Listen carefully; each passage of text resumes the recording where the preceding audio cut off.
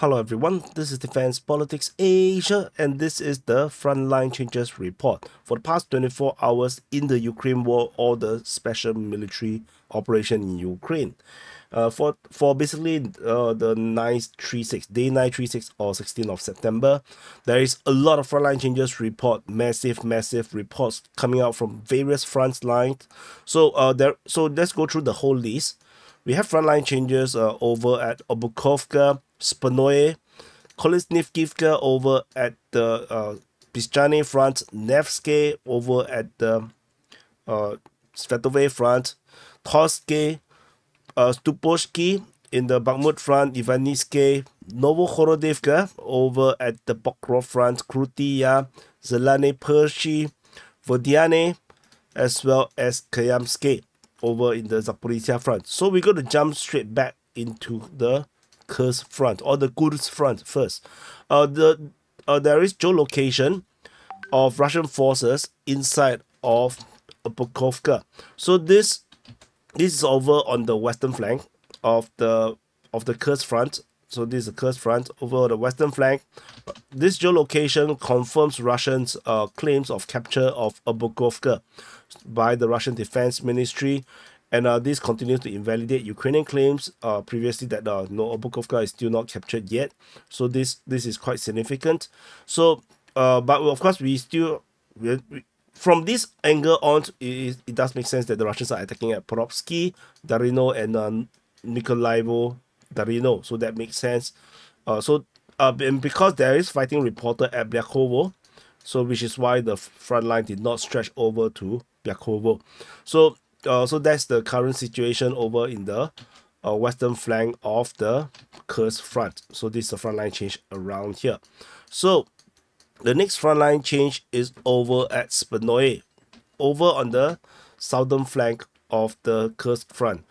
This is one of the latest information that just came out. Over in the area of Zborki and Spanoye, Russian forces has been geolocated in a video by I think the Akhmat Special Forces, and because of the geolocation here, most likely the entire area here all the way down the gully is under Russian control, and which also confirms the Russian capture of Spanoye, which was first claimed on the 28th of August. We haven't had any evidence of that, so it took around 3 weeks, I guess, almost 3 weeks to confirm this capture.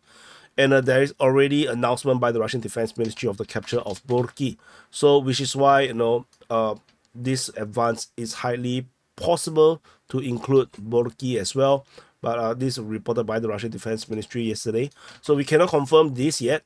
So because based on this geolocation, we cannot be a bit too wild about the frontline change. So we shall see how this develop. After Spanoye, we jump all the way to Kolesnikivka. So this is over at the Pischane front. This is Kupiansk, and Pischane is over here. So frontline change by the Ukrainian mapping. So in the Ukrainian mapping, Russian forces have captured the entire tree line here into one finger shape, I think it's like this, pointing at Kuliakivka, which is a signal of intent, if you ask me. So the distance now between the town to the front line is merely 2 kilometers plus, just over 2 kilometers. So it's getting closer and closer, which means this advance is around 1 kilometer, if I'm not wrong. Yeah, it's 1.2 kilometers. So 1.2 kilometer advance from Pischane towards in the direction of Kuliakivka. So this is pretty significant, I would say. So moving on away from this area, so this is pretty significant. We move to Nevsky. So we scroll all the way down the Oskil fronts. Over at Nevsky, massive intel drop from the Ukrainian mapping. So this is by Deep State UA. Massive frontline change over in the Nevsky region. Russian forces, according to their mapping, suddenly have captured this much ground over in the Nevsky Novosadove region. So this means that the Russian forces almost fully captured the entire of the Zuravka Gully, and this is a massive capture by the Russian forces, and this is significant, very significant, and it changes the entire tactical situation around here, and perhaps it might also relate to the change of the strategic situation if the Russians start to enter into NFSK. So from the distance, distance from the settlement to the front line right now is merely 1 kilometers. So the Russians are very, very close to NFSK, and this is going to be a repeat of the Makiivka situation as the Russians races towards the Zlanipersky River, which this river here is the Zlanipersky River. By zooming, you probably see the name Zlanipersky River. So this is a massive advance by the Russian forces. So we will continue to monitor the situation. I think the next intel drop is going to take a long time unless there is some geolocation to appear there. The Ukrainians, however, over in the south at Stoski, claim that they have taken grounds back over in the Stoski region, as they claim that they have taken this part back in this south of Yampolivka or southwest of Yampolivka. Sorry, the arrow is very ugly. Yeah, my mouse is pro-Russian, so sorry. So they can't draw good arrows for the Ukrainian side. So yeah, it's still bad, but you get the gist of the idea. With the Ukrainians straightening the front line, which do make sense. I think this is a sensible frontline change to me. So the Russian forces probably controlling some of the tree lines. So that do make sense to me. So we shall continue to monitor the situation, but there's no reports about Ukrainians counterattacking in the Stoski region. So of course this came a little bit out of a surprise. So we jump all the way to Stoski. Over the Bakhmut front, also massive intel drop, or rather update, frontline changes. Russian forces suddenly is geolocated just off Stoski, raising the flag in the forest, and this constitute to a massive capture and invalidation of Ukrainian claims. So the entire reality that we had is now entirely gone. The reality has been proven to be totally wrong. This could just be one of the many frontline changes that I'm expecting to have this kind of effect. The same thing as the NFSK situation, where the Ukrainians suddenly declared that, oh, they actually lost all the grounds east of NFSK. This is also a very sudden change, where suddenly the Russians captured all the ground southwest of Ivanivsky, and they're almost reaching Stoski, which is a surprise.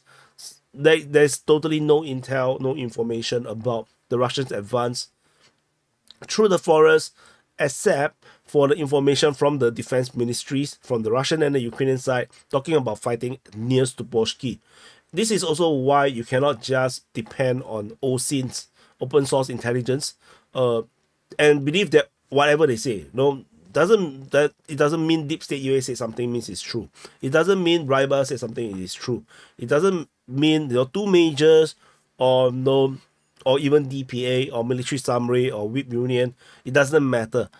It does, because everybody has limited understanding of or limited intelligence of what is happening on the ground, which is why even if many of you guys, the pro-Russians don't believe the pro-Ukrainian defense, the Ukrainian defense ministry. The pro-Ukrainians don't believe in the Russian defense ministry, but it's still important to map their information that they reported in their daily reports.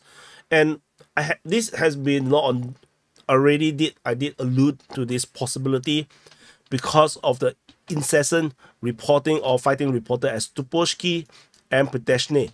At Stoski, the last, you can see that the report was ongoing non-stop from 9 to 10, 15, 18, 24, 28 to the 30th of August, and then 1st to 2nd, 5th, 7th, 12th.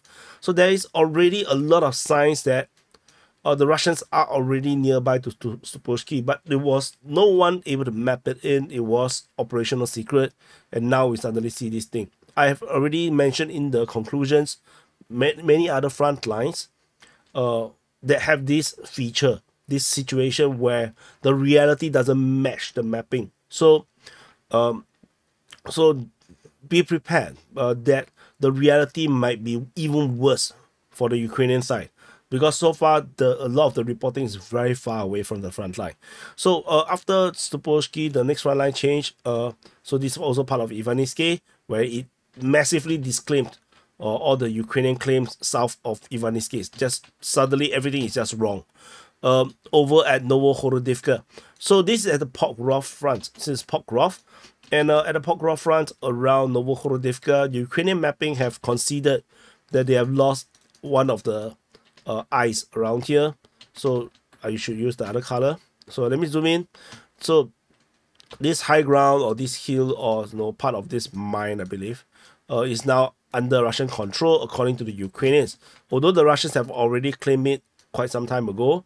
And then in the Zuravka Krutya region, the Ukrainians map it this way. They map that the Russians actually have this angle. But although I don't really think it matters much because it's an open ground. Maybe there are trenches there that is not marked on the map. We do not know. But yeah, the current situation is just, it looks like this. Krutya is always going to be in the under the threat of a pincer operation. So this just updates on the Ukrainian mapping. This is not that important. So the next frontline change is south of this position over at Zlanipersky. Yet another collapse of the front line. This time round, this is supported by geolocation of Russian forces, and based on the Ukrainian mapping, Russian forces have taken almost the entirety, not all, almost the entirety, because they like to use gray zone to reduce the capture. So the Russian forces have mostly captured Zlanipersky, as fighting is now already reported at Zlanipersky anyway. So and if you look at the mapping by the Ukrainian side, it looks like this. It's just one straight line. Clearly, they are not wanting to reveal the actual situation, which is why they draw one very, very vague line. When you see this kind of very long lines, means that they do not know what exactly is happening over there. So that's it for Zlanipersky. I believe Zlanipersky is, as per the Russian Defense Ministry's claim, is already captured. There is no given this kind of drawing, no troops is going to be positioned in this kind of way. The entirety here is just Russian control for sure. So anyway, that's it for the Zlanipersky. The next frontline change is over at Viani. So over in the Viani region, in the north of Voleda, there is multiple frontline changes around here. This is based on Russian claims. Based on Russian mapping, Russian sources map that they have captured some grounds northeast of Viani, it's just south of the mine tree, the South Donbass mine tree, and north of South Donbass mine 1. So this means that the Russian forces continue to make advances around this Viani region as they consolidate their captures around here, and a lot of panic seems to be happening around this area here. Ukrainians are counterattacking, and they are trying their best to hold back the Russians because, like I mentioned in I think some of the conclusions, the strategic significance of the Viani capture, it will lead to way more bad things for the Ukrainians. So yeah, but it looks like the tide is still on the Russian side, so it's going to be quite disastrous. As you can see, this if I zoom out a bit, you can see that this Voleda in the south, Katerinivka over there, Bohov, Yefelenka over there. So you can see that this significance of the frontline change. It's not super massive yet. This is not the super massive update yet. This is consolidation of the lines. But yeah, it's hard to say. The next update might be quite significant, as this area is super hard to defend, I would say. So let's see how these develop. And we have one last frontline change. Is over at Kayam. So over at Kayam in the Zaporizhia front, there's a map update. This zoom, you can actually see this is an updated map. Oh, interesting. Later we'll talk about it. So over at Kayam region, I'm not sure if I mentioned this frontline changes. I don't think so. This was updated during just before situation report was down. Russian forces geolocated to have captured some grounds over in the southern half of Kayam. So this area here used to be under Russian control, and this bridge over here, it was previously used for prisoner exchange. So So which then after they use quite a number, because Zaporizhia front once upon a time is a very quiet front line. So this is where they do all the prisoner exchange.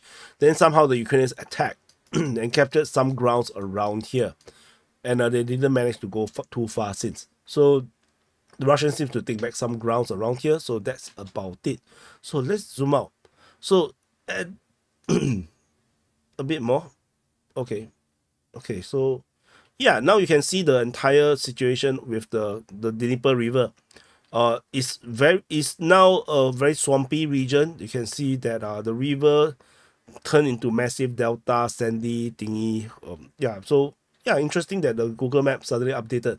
This is the latest breaking news. Google updated the map, but only to a certain zoom. It's not more than that. So anyway, that's it. So thank you for watching. Do press the like button, subscribe. Do check if you are still subscribed. If you think you're subscribed, sometimes bad thing happens. Because it's Russia's fault. And I'll see you guys in the next update.